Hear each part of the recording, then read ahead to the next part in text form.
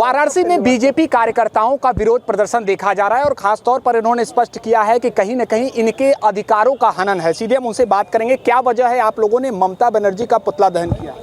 देखिए, ममता बनर्जी निरंतर वो कृत्य करती हैं। अगर यूसीसी लागू करने की बात होती है तो कहती हैं हम बंगाल में लागू नहीं होने देंगे, सीएए लागू होता है तो कहती हैं कि हम बंगाल में नहीं लागू होने देंगे।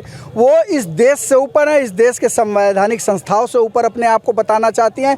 हाई कोर्ट ने 2010 से जो सर्टिफिकेट 5 लाख जारी हुए थे उसे निरस्त करने का काम किया है। उसके ऊपर उन्होंने कहा मैं ये बंगाल में नहीं होने दूंगी, ये भाजपा का फैसला है। हाई कोर्ट भाजपा का है।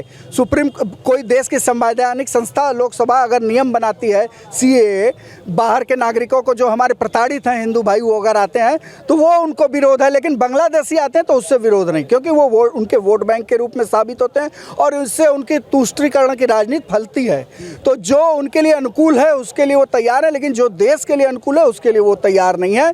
इसके लिए आज हम विरोध पर उतरे थे कि 118 जातियों को जिस तरह से उन्होंने पिछड़ों के अधिकार क्षेत्र में घुसा करके उनका हक मारने का काम किया है, आज हम उसका विरोध करते हैं। लेकिन इसके साथ ही न तो समाजवादी पार्टी की आवाज़ निकल रही है जो पिछड़ों के नाम पर राजनीति करने का काम करती है, न तो कांग्रेस की आवाज़ निकल रही है। कांग्रेस, सपा, बसपा, ममता, ये सब मुस्लिम तुष्टीकरण की राजनीति करते हैं। इसके लिए हम इन सब का विरोध करते हैं और आगे आने वाले दिनों में लोकतांत्रिक तरीके से जहाँ के भी चुनाव होंगे ये पिछड़े अपना हक के लिए इस लड़ाई को आगे तक लड़ेंगे और अपने मताधिकार को इनके विरोध में दे करके दिखा देंगे कि आपको अब सत्ता में रहने का कोई अधिकार नहीं। अनुप जी, एक बात बता दें कि उत्तर प्रदेश में भी ओबीसी कोटे में कुछ मुस्लिम जातियां हैं जिनको आरक्षण मिलता है, उसके भी अगर बात कर लें तो जांच की बात योगी आदित्यनाथ की सरकार जो है वो कर रही है।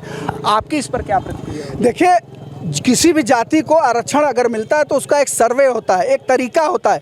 अचानक एक अपने शासन का दुरुपयोग करके अगर कोई डाल देता है और एक सामाजिक असंतुलन रहते हुए, कभी पश्चिम बंगाल में ममता बनर्जी 42 जातियों को डालती हैं और उन 42 जातियों में 39 जातियां मुस्लिम होती हैं, जबकि आबादी में सिर्फ 30% वहाँ मुस्लिम है। तो कहाँ से 39 जातियाँ 42 में से आ जाएंगी? तो ये देखना है कि सामाजिक संतुलन को दरकिनार करते हुए वो हमारे अधिकार क्षेत्र में हनन करती हैं। इस कारण हम इनका विरोध करके अपनी भावना को व्यक्त कर रहे हैं। ठीक है, कुछ और लोग जुड़े हैं, हम उनसे बात करेंगे। आज आप लोगों ने ममता बनर्जी के खिलाफ अपना विरोध जताया है। एक बात और हम आपको बता दें कि उत्तर प्रदेश में भी ओबीसी कोटे में कुछ मुस्लिम जातियों को आरक्षण मिलती है, जिसको लेकर योगी आदित्यनाथ ने समीक्षा की बात कही है। क्या लगता है ये कैसा? देखिए, सरकार समय समय पे आरक्षण पे समीक्षा करती है, उसके तहत माननीय योगी जी सरकार अगर समीक्षा करती है तो उसका स्वागत है।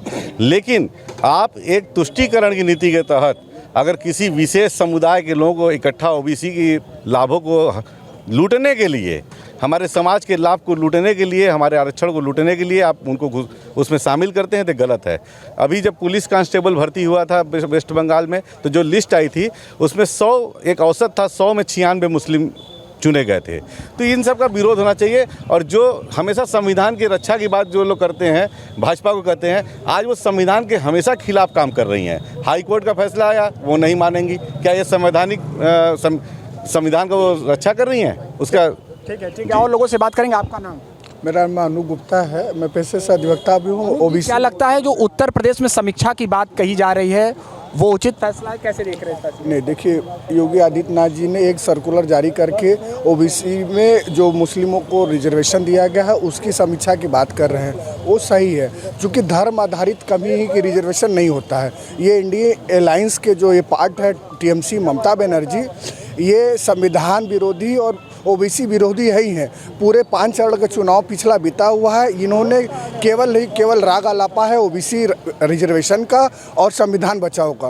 तो इससे बड़ा संविधान का गला घोटना क्या होगा कि किसी ओबीसी समाज का आप पूरा रिजर्वेशन उठा करके किसी धर्म विशेष के लोगों को आप दे देंगे। चलिए, तो ये पश्चिम बंगाल का चर्चित मामला अब वाराणसी तक भी पहुंच चुका है और साफ तौर पर ये ओबीसी समाज से आने वाले बीजेपी कार्यकर्ताओं का कहना है कि कहीं न कहीं आने वाले चुनाव में ममता बनर्जी को इसका जवाब देंगे।